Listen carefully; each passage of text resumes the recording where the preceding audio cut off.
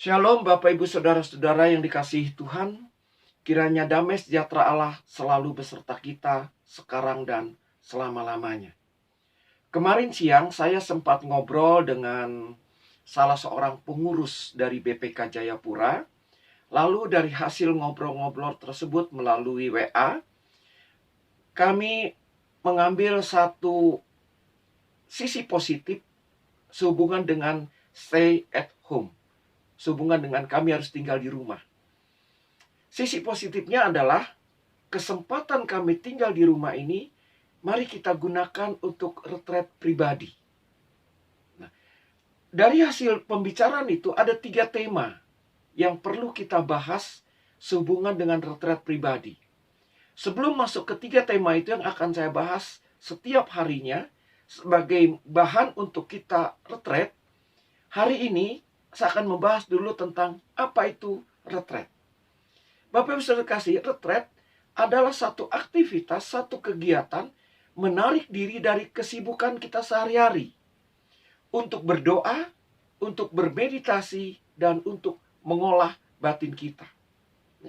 Latihan rohani untuk menggiatkan, memperdalam, atau memperbarui iman, harapan, dan cinta kasih Kristiani. Oleh karena itu Bapak Ibu Saudara kasih, tujuan dari retret adalah bertemu Tuhan secara pribadi. Di samping itu, tujuan dari retret adalah menemukan kehendaknya, menemukan kehendak Tuhan agar dapat hidup kita sesuai dengan kehendak Tuhan. Yang kedua dari tujuan kita retret adalah untuk penyegaran rohani kita. Sekaligus kita belajar berdoa, belajar mengenal siapa saya, mengenal diri kita lebih dalam, lalu mencari ketenangan batin. Di samping itu kita belajar bermeditasi dan merefleksikan diri sendiri. Ya. Oleh karena itu Bapak Ibu, supaya tujuan itu tercapai, ada syarat-syarat yang harus kita lakukan. Yang pertama adalah syarat, ada satu kehausan, ada satu kerinduan untuk bertemu dengan Tuhan. Yang kedua apa? Kita terbuka kepada bimbingan Roh Kudus. Yang ketiga, kita harus betul-betul dalam suasana doa. Baik itu doa pribadi maupun doa bersama di dalam rumah, bersama keluarga.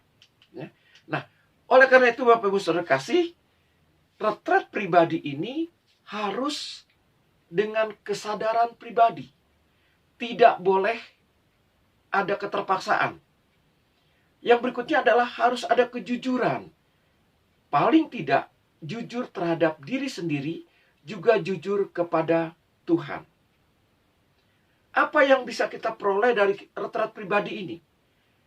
Kita bisa memperoleh atau buah-buah dari retret ini adalah perasaan hati kita yang mantap. Yang kedua apa? Ada satu kegembiraan di dalam Tuhan. Lalu dengan retret ini kita juga terhibur secara rohani. Dan tidak tertutup kemungkinan dari hasil retret ini kita mendapatkan satu kesembuhan dari luka batin.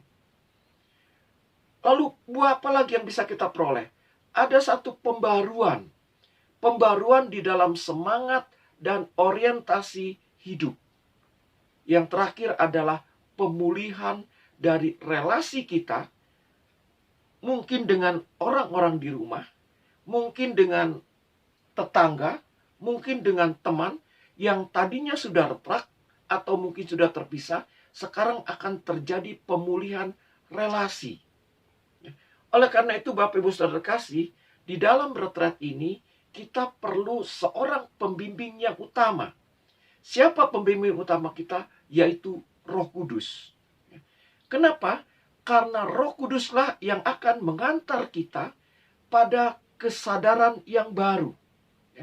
Berproses menjadi baru.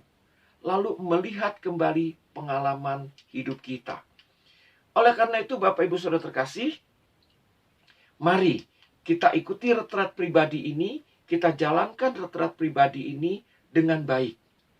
Mulai besok, saya akan membawakan tema pertama. Lalu berikutnya tema kedua, dan berikutnya lagi tema ketiga sebagai sarana atau sebagai dasar kita untuk retret pribadi. Baik Bapak Ibu Saudara terkasih, selamat retret pribadi. Tuhan Yesus menyertai Bapak Ibu Saudara terkasih.